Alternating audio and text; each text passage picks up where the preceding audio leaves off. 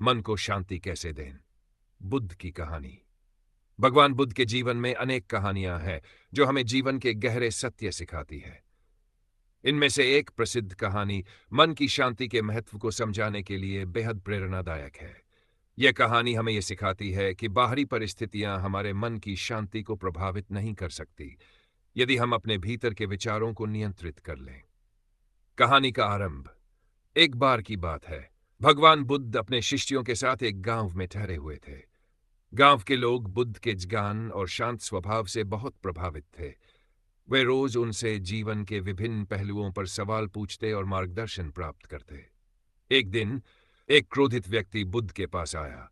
वह बुद्ध की प्रसिद्धि और उनके बढ़ते प्रभाव से ईर्ष्या करता था।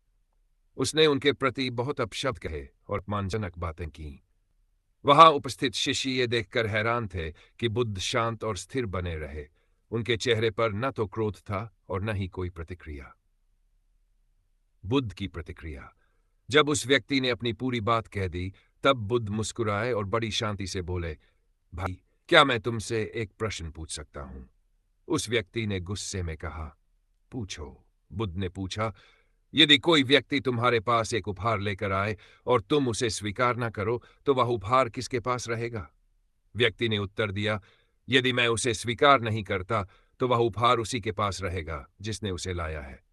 बुद्ध ने फिर मुस्कुराते हुए कहा, ठीक वैसे ही, जब तुम क्रोध, अपमान और घृणा के रूप में उपहार लाते हो और मैं इसे स्वीकार नहीं करता, तो यह तुम्हारे पास ही रहता है। मैं अपने मन की शांति को भंग नहीं करता। यह सुनकर वह व्यक्ति स्तब्ध रह गया। वह समझ गया कि उसका क्रोध और अपमान बुद्ध को प्रभावित नहीं कर सकता। उसे अपनी भूल का एहसास हुआ और उसने बुद्ध से क्षमा मांगी। कहानी से सीख। इस कहानी का संदेश स्पष्ट है। हमारी मनस्थिति और शांति बाहरी परिस्थितियों या दूसरों के व्यवहार पर निर्भर नहीं करती।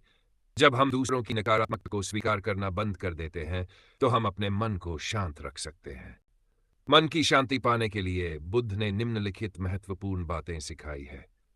यन, प्रतिक्रिया के बजाय धैर्य दिखाएं।